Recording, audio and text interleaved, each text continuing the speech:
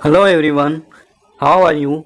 This is CBSE Science Classes for class 9th and it is our part number 6 of chapter number 5.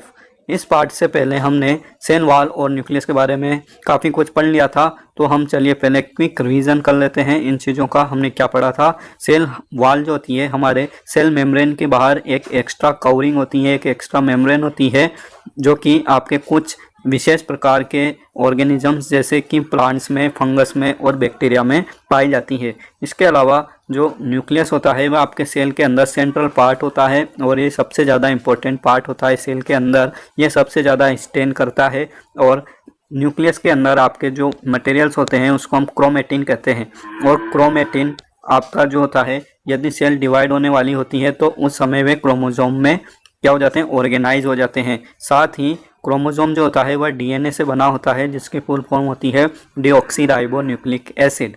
तो DNA आपके बहुत लंबे लंबे thread नुमा structure होते हैं जिनके ऊपर आपके जीन्स प्रेजेंट होते हैं जो कि आपकी बॉडी की सभी इंफॉर्मेशन और कैरेक्टरिस्टिक्स को स्टोर करके रखते हैं। और वहीं पेरेंट्स से उनकी संतानों में क्या होते हैं? इनहेरिटेड होते हैं, मतलब वंशानुगति प्राप्त करते हैं। तो इसी कारण से पेरेंट्स से उनकी जो कैरेक्टर्स होते हैं उनकी संतानों में या ऑफ स्प्रिंग्स में आती है।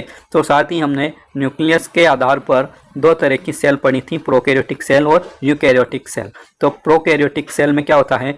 आपके न्यूक्लियर मेम्ब्रेन अच्छी तरह से वेल ऑर्गेनाइज नहीं होती है, न्यूक्लियर मेम्ब्रेन एब्सेंट होती है, जबकि यूकैरियोट्स में आपका न्यूक्लियस वेल ऑर्गेनाइज्ड होता है और इसमें न्यूक्लियर मेम्ब्रेन भी प्रेजेंट होती है। ठीक है, आज का पार्ट हम साइटोप्लाज्म एग्जांपल वगैरह करने वाले हैं। साइटोप्लाज्म का मतलब होता है कोशिका द्रव्य। तो चलिए शुरू करते हैं। When we look at the temporary mounts of onion peel as well as human cheek cell, we can see a large region of each cell enclosed by the cell membrane। तो जब हम टेम्पररी माउंट्स बनाते हैं cell के, हमने onion पील का भी देखा है और ह्यूमन चिक सेल का भी देखा है, तो हमें उसमें क्या दिखाई देता है? बहुत सारा क्षेत्र ऐसा दिखाई देता है जो कि खाली होता है। ठीक है, तो ये जो हमारा खाली क्षेत्र होता है सेल मेम्ब्रेन से घिरा हुआ प्रत्येक कोशिका के अंदर, इस रीजन को हम क्या कहते हैं? साइटोप्लाज्म कहते हैं। This region takes up very little stain. ये रीजन हमारा बहुत कम स्टेन देता है। जब हम इसमें सेपरेनिन, मिथाइलिन ब्लू या आयोडीन सॉल्यूशन डालते हैं तो बहुत कम स्टेन वहाँ पर लेता है। It is called the cytoplasm. इसी को हम साइटोप्लाज्म कहते हैं। The cytoplasm is the fluid content inside the plasma membrane.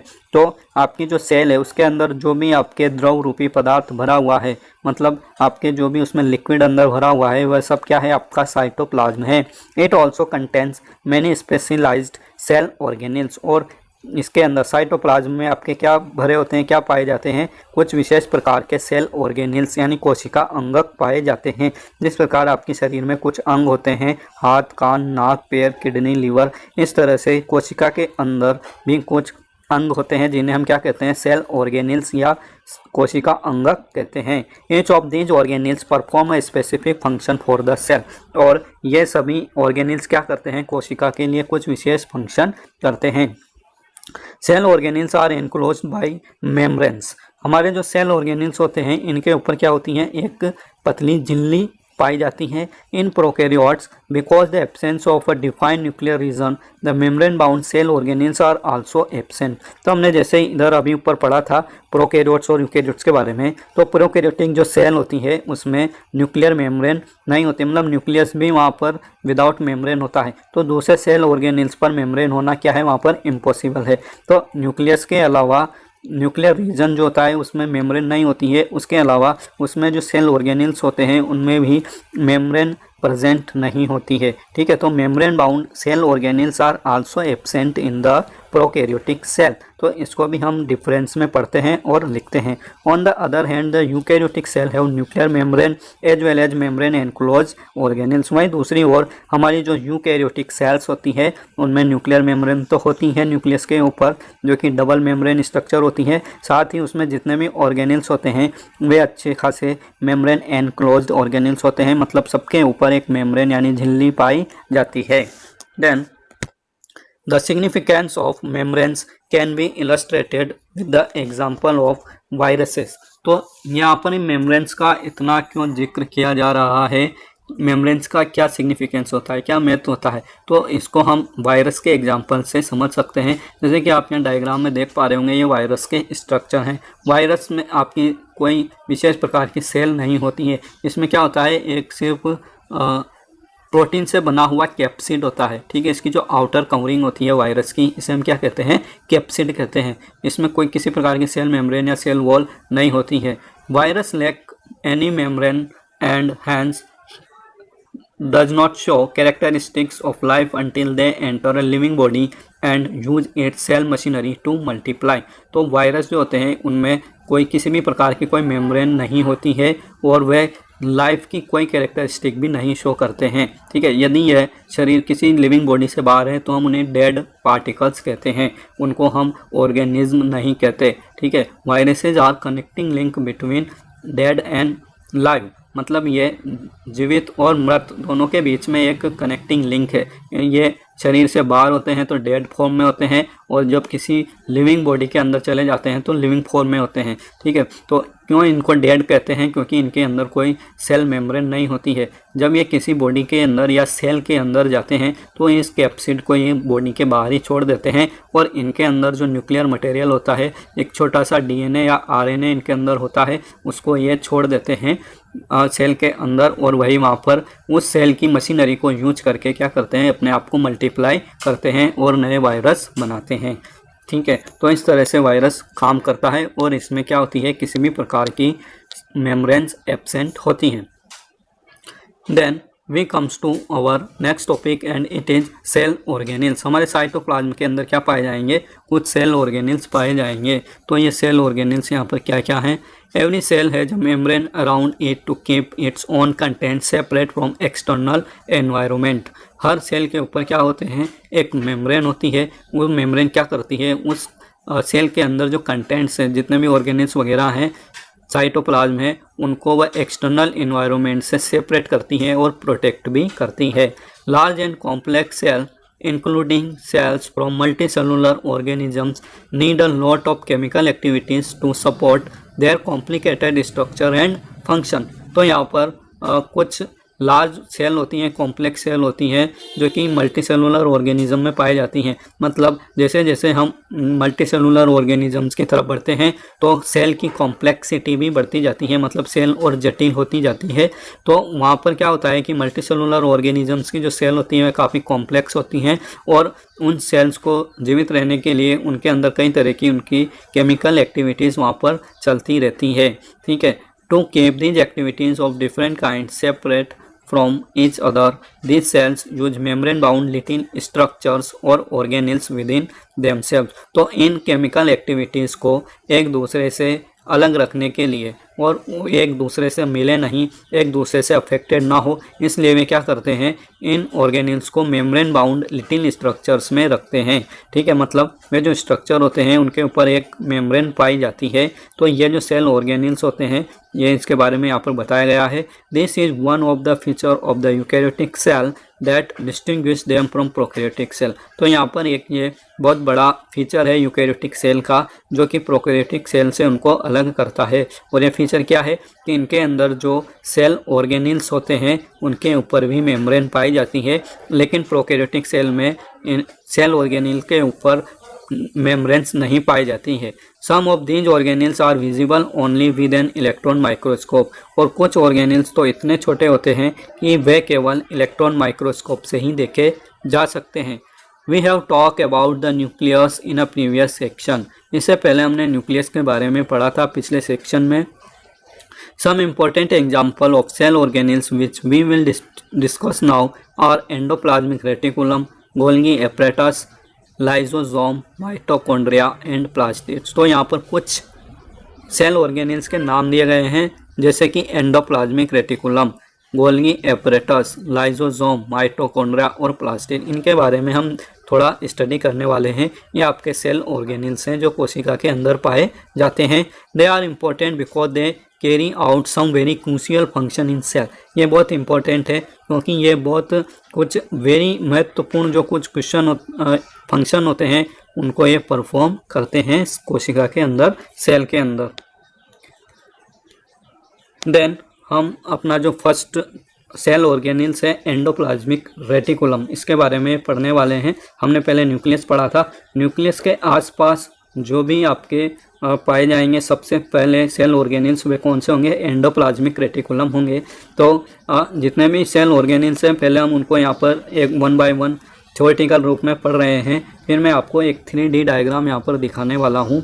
तो उससे आपको कोशिका के अंदर, जैसे हम यूनिवर्स के अंदर घूमते हैं वहाँ पर आपको पृथ्वी, चंद्रमा, सन सब दिखाई देते हैं, उसी तरह से आपको यहाँ पर कोशिका के सभी ऑर्गेनेल्स दिखाई देंगे उस 3D वीडियो में। तो आप पहले हम इनको पढ़ लेते हैं, हमारे जितने भी ऑर्गेनेल्स हैं, फिर उसके बाद हम उस वीडियो को देखेंगे ताकि हमें अच्छे से समझ में आ जाए। ओके, तो आप लास्ट तक मेरे साथ बने रहिएगा। तो चलिए इसको शुरू करते हैं। एंडोप्लाज्मिक रेटिकुलम क्या होते हैं? The endoplasmic reticulum ER is a large network of membrane bound tubes and sheet. तो ये जो एंडोप्लाज्मिक रेटिकुलम होते हैं ये मेम्ब्रेन बाउंड ट्यूब्स होती हैं और शीट के रूप में ये न्यूक्लियस के आसपास बनी होती हैं। इसको आप डायग्राम में यहाँ पर देख सकते हैं। नीचे पहले हम डायग्राम में देख लेते हैं। ये आपका न्यूक्लियस है, सेंटर में क्या है? न्यूक्लियस। न्यूक्लियस में न्यूक्लियर एनवेलप होता है, मतलब न्यूक्लियर मेम्ब्रेन होती है जो कि डबल मेम्ब्रेन स्ट्रक्चर होती है। और इसके पास ही आप ये देख सकते हैं लंबी लंबी यहाँ पर क्या है? स्ट्रक्चर्स हैं, वेसिकल्स हैं या थैलेनुमा स्ट्रक्चर्स हैं। इनको आप क्या बोलते हैं? ER एंडोप्लाज्मिक रेटिकुलम बोलते हैं। ठीक है, और ये दो तरह के होते हैं आपके, smooth endoplasmic reticulum and rough endoplasmic reticulum. जो आपके यहाँ पर लिखा हुआ है रफ एंडोप्लाज्मिक रेटिकुलम, ये और ये कहाँ पाए जाएंगे? तो ये आपके जो न्यूक्लियस होता है उसके आसपास पाए जाएंगे। ठीक है, तो आपने यहाँ पर डायग्राम देखा, थोड़ा कुछ आपको समझ में आया होगा। आगे हम पढ़ते हैं तो और अच्छे से समझ में आएगा। It looks like long tubules और राउंड और ओब्लोंग बैग्स। तो ये आपके लंबी लंबी ट्यूब्स के रूप में प्रेजेंट होते हैं। ये गोल गोल भी हो सकते हैं और ओब्लोंग अंडाकार शेप में भी ये वेसिकल्स के रूप में, पुट्टिकाओं के रूप में ये हो सकते हैं। The ER membrane is similar in structure to the plasma membrane. जो ER की मेम्ब्रेन होगी, इसकी झिल्ली इसके ऊपर जो होती है वह आपकी प्लाज्मा मेम्ब्रेन के जैसी ही होती है, या आप इसको सेल मेम्ब्रेन भी कह सकते हैं। प्लाज्मा मेम्ब्रेन कह दो या सेल मेम्ब्रेन कह दो, एक ही बात है। There are 2 types of ER। और हमारे जो ER एंडोप्लाज्मिक रेटिकुलम, ये 2 प्रकार की होती है। Rough endoplasmic reticulum RER and smooth endoplasmic reticulum SER। तो ये 2 तरह की जो आपकी ER होती हैं, इनको 2 नाम क्यों दिए गए हैं इनको हम अभी समझ लेते हैं। RER looks rough under a microscope because it has particles called ribosome attached to its surface। RER के ऊपर क्या पाए जाते हैं? राइबोसोम नाम के छोटे छोटे पार्टिकल्स पाए जाते हैं।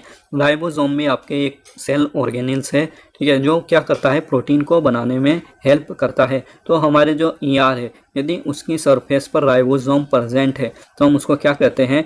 रफ एंडोप्लाज्मिक रेटिकुलम या RER कहते हैं। तो ये RER कैसा दिखाई देता है? रफ, क्योंकि इसके ऊपर कुछ पार्टिकल्स प्रेजेंट होते हैं जो कि राइबोसोम होते हैं। The ribosome which are present in all active cells are the sites of protein manufacture।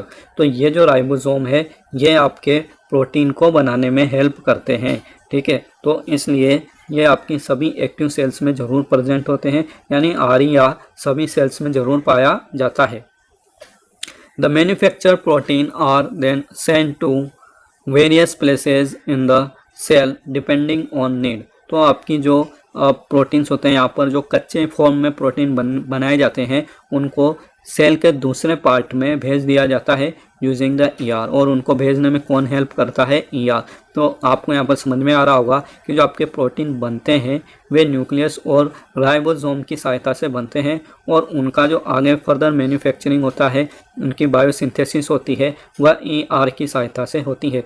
The SER मतलब smooth endoplasmic reticulum helps in the manufacture of fat molecules और lipids important for cell function. और आपके जो smooth endoplasmic reticulum होता है ये आपके fat molecules या लिपिड्स को बनाने में हेल्प करता है। ठीक है, तो यहाँ पर आप लिपिड्स नाम सुन के थोड़ा कंफ्यूज ना होएं, क्योंकि लिपिड जो है वह फैट मॉलिक्यूल्स के यूनिट होती है। आपके जो फैट के पार्टिकल्स होते हैं, वसा, फैट मतलब क्या होती है? वसा, उनकी जो यूनिट होती है वह लिपिड्स होती है। मतलब ये लिपिड्स से मिलकर फैट मॉलिक्यूल्स बनते हैं। तो आपके फैट मॉलिक्यूल्स या लिपिड्स कौन बनाता है? तो ये SER इसको बनाने में हेल्प करते हैं। तो ये आपके जो भी सेल के लिए इम्पोर्टेंट फैट होते हैं या लिपिड्स होते हैं इनको ACR बनाता है। Some of these proteins and lipids help in building the cell membrane. कुछ इन प्रोटीन और लिपिड जो होते हैं इनमें से वे क्या करते हैं, सेल मेम्ब्रेन को बनाने में और उसको मेंटेन करने में हेल्प करते हैं।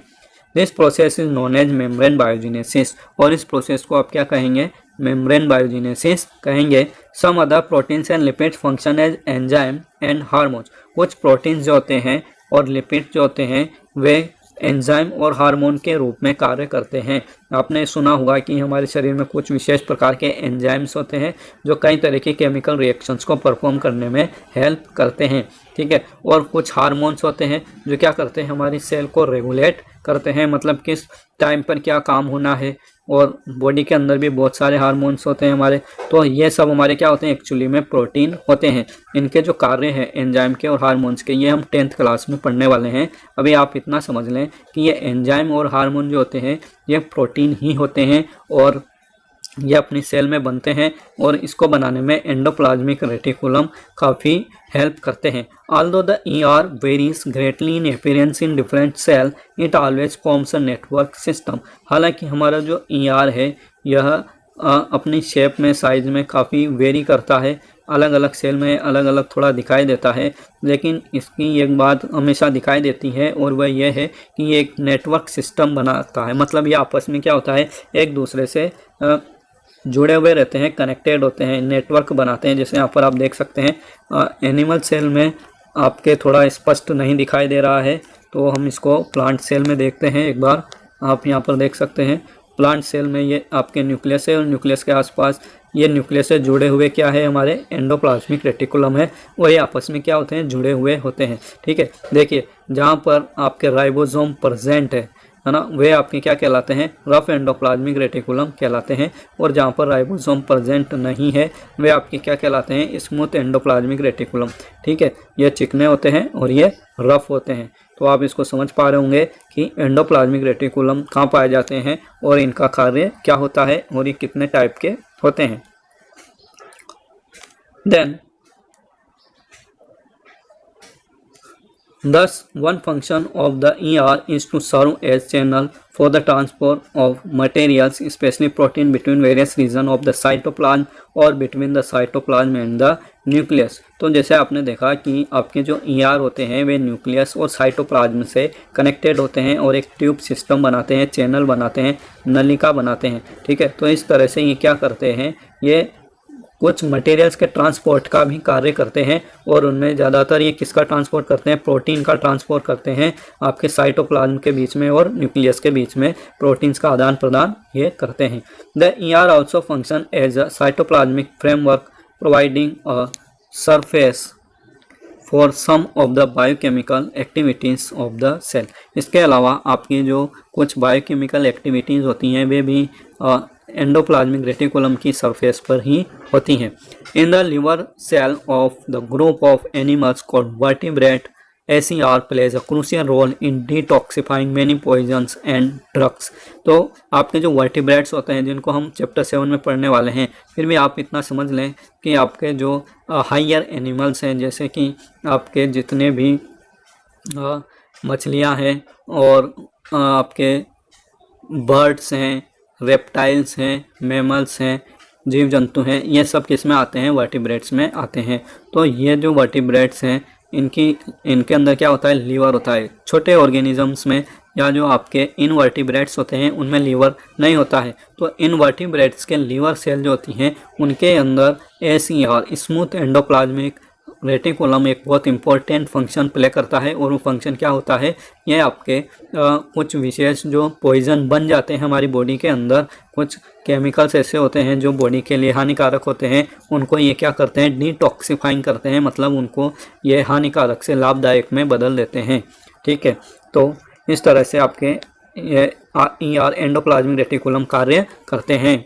देन इसके बाद हम जो अपना नेक्स्ट आपका सेल ऑर्गेनिल है वह गोल्गी एपरेटस है और इसको हम अगले नेक्स्ट पार्ट में स्टडी करने वाले हैं। ओके, तो यदि आपने चैनल सब्सक्राइब नहीं किया है तो आप ज़रूर सब्सक्राइब कर लें और बेल आइकन को भी दबा लें। Okay, thank you. जय हिंद, जय भारत।